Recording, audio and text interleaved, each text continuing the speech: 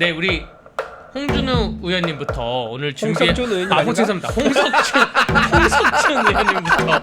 홍석준 아무리 우리가 불안하지만 너무 이렇게 섞을 수가 있나? 너무 제가 오늘 하루를 정신없게 힘들게 보내가지고 파이팅! 홍석준 의원님. 예, 저는 힘들어. 간단하게 원픽 두 가지를 이제 했습니다. 첫 번째는 좀 전에 우리 이준우 대변이 말씀하신 것처럼 오광수 민정수석 낙마입니다. 네, 그동안 네. 참 차명 오광수 선생에 대해서 말도 많고 탈도 많았는데 사실 제가 볼 때는 이재명 대통령이 그냥 뭐 밀어붙일 것 같았어요. 그럴 수 분위기가 있죠. 네. 좀 뭐 부인에 대한 어떤 차명 부동산 그런 어떤 문제가 있더라도 밀어붙일 것 같았습니다. 그런데 어제 저녁 늦게 민정수석 사의를 수용해서 이재명 정권의 첫 낙마자, 고위직 낙마자로 이제 기록이 되는데 결국은 이게 당 내외에서 굉장히 비판을 많이 받을 수밖에 없는 게 이 민정수석이라는 자리가 어떤 자리입니까? 결국은 공무원 감찰을 하고 인사검증을 하는 자리인데 본인이 이런 어떤 인사검증에 있어서 치명적인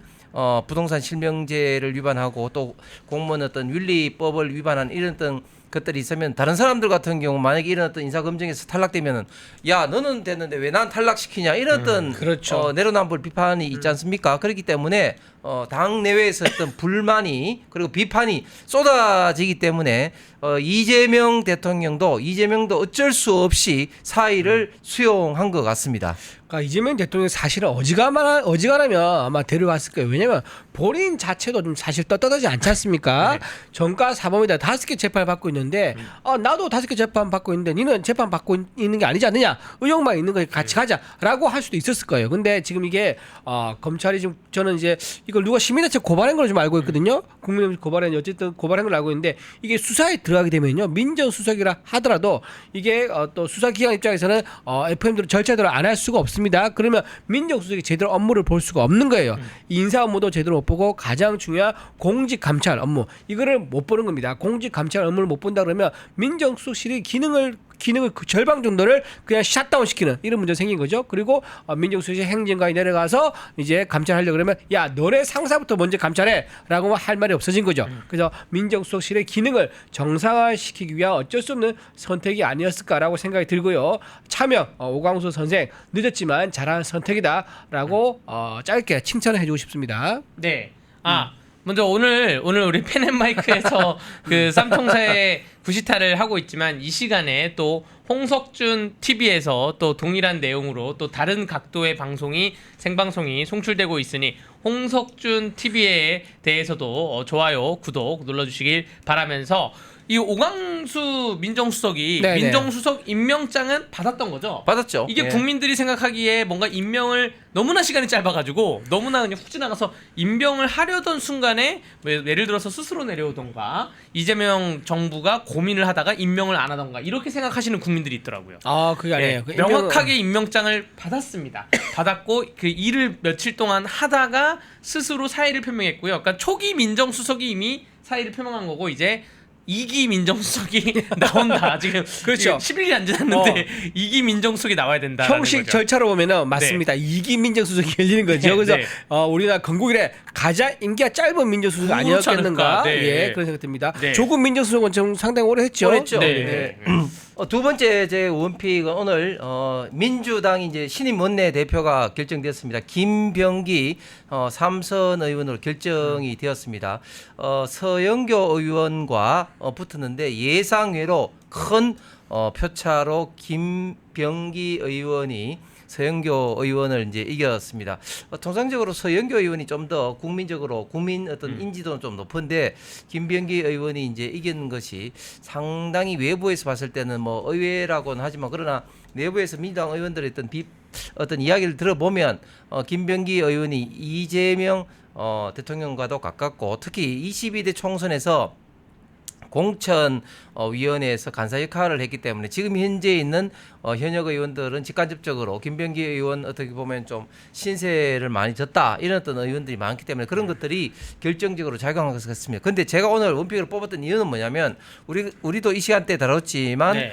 김병기 의원 아들에 대한 어떤 취업 청탁 문제가 네. 있지 않습니까? 네. 근데 보통은 보통 그런 어떤 취업 청탁 문제가 있으면 핵폭탄을 맞았기 때문에 떨어져야 되잖아. 아니면 그렇죠. 본인이 자진 사퇴를 해야 되는데. 네. 그런데 이게 참 희한한 게 좌파 같은 경우는 오히려 김병기 의원 아들에 대한 취업 청탁 그것이 난 다음에 오히려 더 좌파들은 일부에서 똘똘 뭉쳐가지고 이게 이제 우리 음해다 뭐 이런 식으로 해가지고 더 표가 많이 갔다. 그러니까요. 네. 이런 어떤 이야기가 네. 들립니다. 참 우리하고는 완전히 진짜 생각하는 어떤 DNA가 다른데 만약에 네. 우리가 원내대표 하는데 원내대표 후보자 중에 저런 어떤 문제가 터졌다. 네. 그러면 난리 날 거 아닙니까? 난리 나죠. 그렇죠. 예, 그 김병기 의원이 그 저런 의혹이 터진 게 이게 보수 진영이나 국민의힘 진영에서 제기한 게 아니라 이게 MBC에서 자체 취재를 통해서 터진 것이고 명확하게 녹취록이 나왔고 김병기 안 사람입니다. 어떻게 된 겁니까? 녹취록이 나온 것인데 더불어민주당 그 원내대표 선거는 당원이 20%가 투표를 한다고 해요. 당원 20% 투표해서 김병기의 거의 지지율이 확 올라갔다. 저 사태 이후로 오히려 더 이거는 정말 설명하거나 이해할 수가 없는 그런 부분입니다. 권리 당원이라 그러는데 아마 대부분 개딸들이 아니었을까. 그러니까 이재명 지지자들이 네. 대거 투표를 해가지고 끌어올리지 않았을까. 20%니까 그게 의원수로 따지면요 네. 한 34표 정도 된다고 하더라고요. 그러니까 네. 상당히 영향이 있는 거죠. 그래서 아마 이제 이재명 지지 세력, 강성 지지 세력이 표 몰아주기를 했을 걸로 추측이 됩니다. 그래서 이런 사태를 통해서 다시 한번 느끼는 게 민주당은 민주가 없는 정당이다. 네. 그러니까 네. 옳고 그름보다는 그냥 우리 편이면 내 무조건 편이냐, 맞고 네 편이냐. 상대방은 그냥 무조건 틀리는 이런 어떤 이분법적으로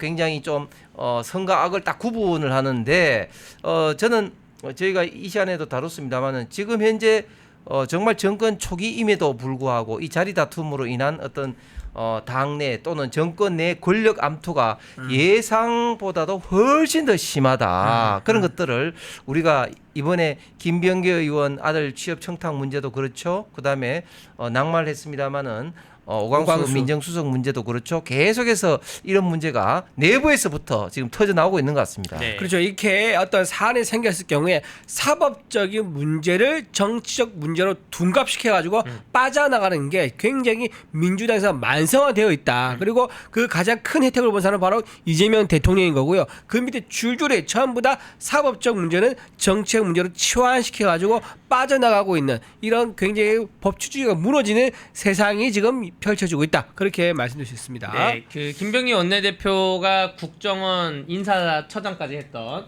출신인데 국정원 출신인데 국내파 맞아. 예, 국내. 국정원에 1987년도에 입사를 해서 여러분들 다 아시다시피 김대중 정부에 들어서서 국정원의 어떠한 본연의 기능이 많이 상실됐다고 알고 계시는데 김대중 정부의 인수위원회에 국정원에서 파견 나간 사람이 김병기입니다.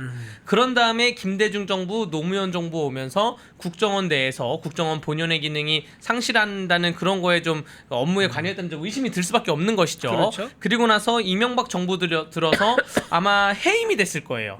해임이 되고 나서 뭐 해임에 대한 뭐 소송도 진행을 했고 이런 것으로 알고 있는데 결국 우리나라 지금 그 안보에 대해서 안보 의식이 지금 펜앤마이크 시청자 여러분들과 굉장히 상반된 분이 민주당의 여당의 원내대표가 됐다. 여기에 대해서는 좀 우리가 지켜봐야 될 관전 포인트가 앞으로 좀 많을 것 같습니다. 그리고 이거와 별개로 원내대표 됐다고 해서 네. 그게 죄가 있는 죄가 없어지는 거 아닙니다. 분명히 인사청탁 녹취 보셨죠? 네. 들어보면 아시겠지만 김병기 안 사람이다라고 전화했고 그 전화의 상대방은 기조실장 국정원 네. 기조실장이 아드님 혼자 채용하면 문제가 되니까 10명에서 20 정도 채용하면서 아드님을 중심으로 해서 뽑겠습니다. 믿고 기다려 주십시오라고 화답을 했습니다. 네. 그리고 나서 실제로 4개월 뒤에 채용이 됐습니다. 이렇게 팩트가 정확하게 있기 때문에 이거에 대한 수사, 입시 부정, 채용 청탁에 대한 부분은 분명히 수사가 되어서 정리를 해야 된다. 원내대표는 원내대표고 수사는 수사다라고 말씀드립니다. 네, 이 김병기 이분이 그 국회의원 했을 때 그 2018년도에 이때가 초선이었을 것 같은데 그때 이제 대공 수사 업무를 국정원에서 빼내가지고 그걸 경찰에다가 주는 그런 법을 또 발의를 했어요.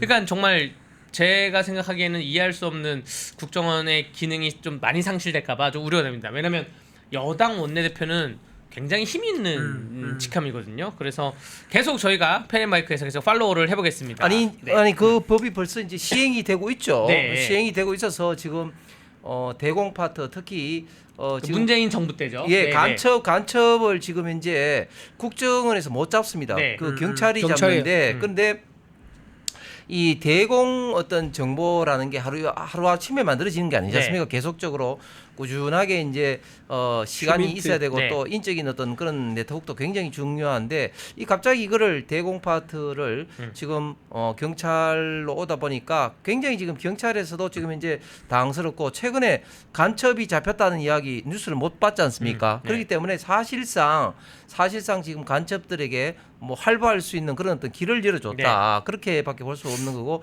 그래서 예를 들면 우리가 지난번에 한번 다뤘습니다만 중국 그 유학생들 내지는 뭐 그게 유학생인지 또 공산당인지 그 미국 그 항모를 사진을 찍는다 또 오수환 에어베이스 사진을 찍는다 뭐 이렇게 사진을 찍어도 그걸 간첩죄로 처벌해야 못합니다. 되는데 네, 간첩죄로 처벌 못해요. 못합니다. 네. 그렇기 때문에 지금 우리 대한민국의 안보가 굉장히 구멍이 뻥 뚫렸는데 그 구멍이 가장 뻥 뚫린 큰 구멍이 바로 국정원법을 민주당 때 개정을 해서 간첩 잡는 것에서 국정원의 어떻게 보면 좀 기능을 삭제한 거 이게 굉장히 지금 큰 지금 문제입니다. 좀 예언을 하자면 걱정되는 게 이제 방첩사 자체를 해체한다는 거 아니에요. 방첩사라는 게 뭡니까?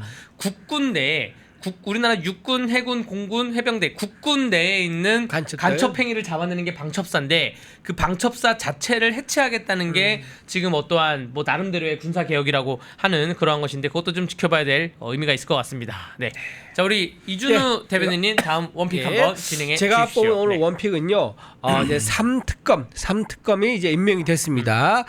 민주당과 조국 혁신당에서 올린 이제 안인데 그 안에서 민주당 안으로 2명 네. 선택이 됐고요. 또 나머지 1명은 조국 혁신당에서 올린 안 이렇게 됐습니다. 자, 조은석 이제 전 이제 감사원장이죠. 이분이 이제 감사위원. 감사위원이죠. 원장이 위원. 네. 감사위원이고요. 감사위원이 지금 내란 특검이 됐고요. 그다음에 민중기 이분은 이제 김건희 여사. 김건희 여사. 김건희 특검. 거기에 특검이 됐습니다. 그리고 이명현 씨는 이제 최혜병 특검. 이렇게 이제 특검 3명이 이제 수장이 정해졌습니다. 자, 이걸 제가 말씀드린 이유는 굉장히 편파적이다. 답을 정해놓고 하는 특검이다라는 냄새가 심하게 풍긴다는 겁니다. 악취가 여기까지 풍기는데요. 자, 조은석 이분을 좋게 말해보겠습니다. 좋게 말하면 이렇습니다. 서울 이제 문재인 정부 때 네. 서울 고등 검찰청장을 했었고요. 그다음에 서울 고검장. 고검장. 그러니까 네. 서울 그죠. 고검장이니까 고검장. 고등 검찰청장이죠 이게. 그리고 법무연수원장까지 했습니다. 그러니까 요직을 간 거예요. 요직을 네. 갔었는데 이 검찰 내부의 평가를 들어보니까는 이분이 좋게 말하면은 굉장히 집요하고 날카롭고 아주 이제 끈기가 있다라고 얘기를 하는데 안 좋게 얘기하면요 이게 선을 넘는다. 그 정도까지 해야 되나 하는 정도로 굉장히 수사의 어떤 방향에 있어서 또는 이제 하는 방법에 있어서 조금 이제 지나칠 때가 있다. 상당히 지나칠 때가 있다. 네. 라고 하는 평가가 있습니다. 그래서 약간 갈리는 면이 있는 거죠. 보는 시각에 따라서 지나치게 이제 수사의 권한을 행사한다 이런 면이 있다고 합니다.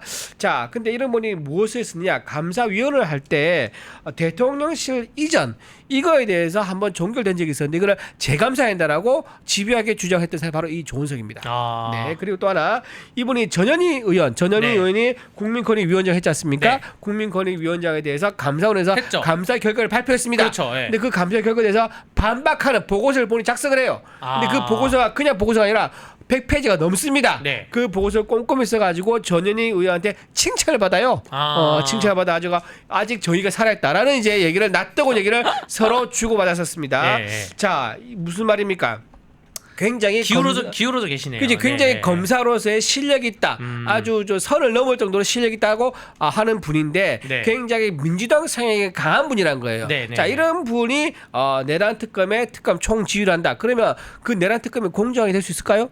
저는요 굉장히 답을 정해놓고 하는 거다. 그리고 이거는 특검이 하게 되면 이런 문제가 있습니다. 특검을 하게 되면 원래 원칙상 공소가 제기되고 나서는 추가적인 압수수색 못하지 않습니까? 네. 그러면 유석열 전 대통령에 대해서는 사실 추가적으로 더 압수수색이나 조사할 수가 없는 거예요. 네. 없는 건데 그럼 누군가를 조사해야 돼. 누구 조사하겠습니까? 대부분의 국민의힘 의원들을 대상으로 수사를 불러서. 하려고 이 조은석을 앉힌 게 아니겠느냐. 예. 왜냐하면 그때 상당히 감사위원 할 때 국민의힘 위원들이 굉장히 법사위에서 네. 굉장히 조은석 위원에 대해서 아주 강한 질타를 많이 했었어요. 그래서 네. 본인은 내적 동기가 충분합니다. 네. 내가 그 수모를 갚겠다. 내가 또는 보복을 하겠다라는 내적 동기가 강렬하기 때문에 이런 분을 이 자리에 앉혔다. 아주 국민의힘 의원들을 겨냥한 거의 사실상 정치 보복을 위한 인사다라고 이렇게 평가할 수 있을 것 같습니다. 제가 좀 더 이제 보태면 네.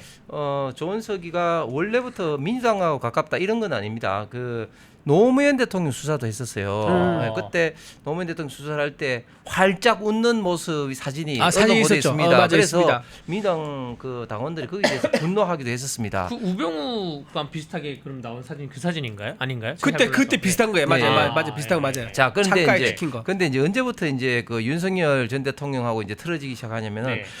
나이는 윤석열 전 대통령이 많습니다만은 조은석 지금 특검 지명자가 사시 연수원은 이제 4년이 빠릅니다. 네. 그럼에도 불구하고 검찰총장이 이제 윤석열 전 대통령이 되니까 네. 그때 당시에 이제 서울고검장에서 법무연수원장을 하면서 이제 옷을 벗어요. 네. 그러니까 기수가 상당히 이제 경쟁 관계가 있었던 거죠. 이 네. 조직 내에서 경쟁 관계가 있었는데 그 윤석열 전 대통령한테 이제 검찰총장을 어떻게 보면은 본인이 못하고 이제 뺏기면서 본인은 이제 자리를 이제 옷을 벗고 난 다음부터 경쟁 관계가 있었죠. 사실은 이제 제가 볼 때는 굉장히 좀 나쁜 어떤 그런 감정이 생기기 시작했고 특히 문재인 전 대통령이 퇴임하기 3달 전에 감사원의 감사위원으로 위원으로? 임명을 합니다. 그러면서 최재해 감사원장이 탄핵으로 인해서 직무가 정지될 때 네. 감사원장 직무 대행을 대행을 합니다. 했죠. 네. 그렇게 하면서 좀 전에 이준희 대변인이 말했던 그런 여러 가지를 막 이렇게 수사를 하면서 윤석열 정부와 이제 계속해서 이제 사사건건 부딪히게 되는 겁니다. 그렇기 때문에 지금 공정해야 될 특검이 상당히 윤석열 전 대통령과 국민의힘에 굉장히 안 좋은 시각을 갖고 있다. 그렇기 때문에 굉장히 어떤 불공정 수사가 우려되는 그런 어떤 맞습니다. 특검 예, 지명자입니다. 그렇습니다. 그리고 이분이 특이한 이제 경력 하나 있는데 뭐냐? 조폐공사 파업 유도 사건 아시죠? 그때 진영구 공안부장이 있었는데 네. 이분이 그 조폐공사 파업을 유도했다 발언을 해가지고 굉장히 문제가 됐습니다. 그때 진영구 공안부장을 수사했던 검사가 바로 이 조은석 검사입니다. 그래서 특별히 제가 언급을 드린 이유는 이 진영구 공안부장이 한동훈 전 대표의 장인어른이 되시죠. 근데, 네. 그것도 이제 참고로 네. 말씀드립니다. 근데 이분이 그 세월호 수사도 수사 그 담당자였는데 네네. 수사 최종 담당자였는데 세월호 수사 결론이 그 선박의 과적 그리고 그 선원들의 조타 실수 그리고 나머지가 하나가 더 있었는데 어쨌든 이러한 세월호에 대해서 조사 결과를 발표하고 여러 명의 선원들하고 하나는 이제 해경의 구조에 대해서 해경 구조를 열심히 안 했다. 이게 세 가지여서 그 발표를 했는데 세월호 유족들이 이 수사에 대해서 우리는 납득할 수가 없다. 수사를 불충분한 수사라라고 그 입장을 발표를 했어요. 그런데 지금 이재명 대통령실의 세월호에 대한 입장은 다시 한번 진위를 파악하겠다는 거 아니에요.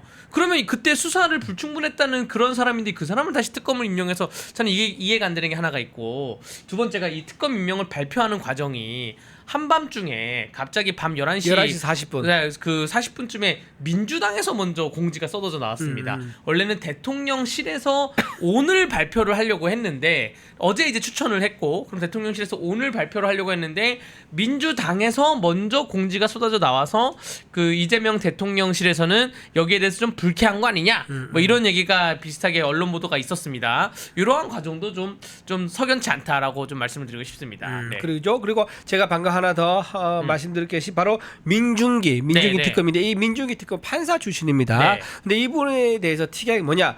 역시 우리 법 이제 연구회 출신이라는 거죠. 그리고 네. 이분이 우리 법 연구회 출신 우리 헌재에서 다 알지 않습니까? 네. 헌재에서 헌법재판소장이 우리 법 연구회 출신이고 나머지도 우리 법 연구회 출신이 상당히 많아서 네. 형평성 문제 편향된 재판 결과가 나올 것이다라고 예측했었고 실제로 상당히 그런 이제 징후가 많이 있는 결과가 나왔죠. 그래서 이렇게 민중기 특검이 진보 서양 판사들의 사모임이 우리법 연구회 출신이라는 거 이거 자체가 굉장히 불안하다 말씀드리고 이분은 또 하나 누구랑 친한지 아세요? 바로 이광범 LKB 그렇죠. 네. 이광범 변호사가 뭐 했습니까? 국회 탄핵소추 대리인단의 변호인을 그렇죠, 했던 그렇죠, 분입니다. 그렇죠. 네, 네. 그래서 이분과 굉장히 또 가까운 사이래요.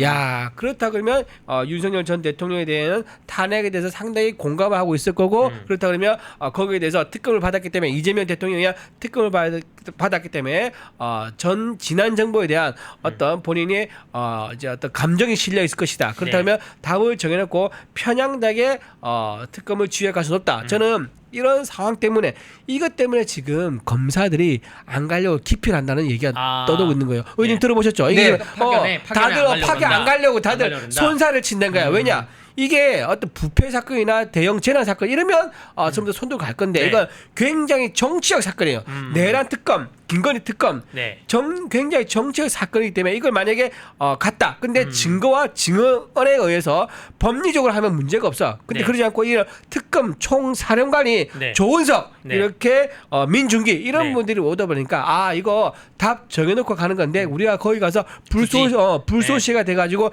내 경력 나중에 어떻게 정권 바뀔지 모르지 않습니까? 그러면 옷 벗게 되거나 불명예 제대할 수도 있습니다. 그런 거에 대한 두려움 때문에 전부 다 기피하고 있다.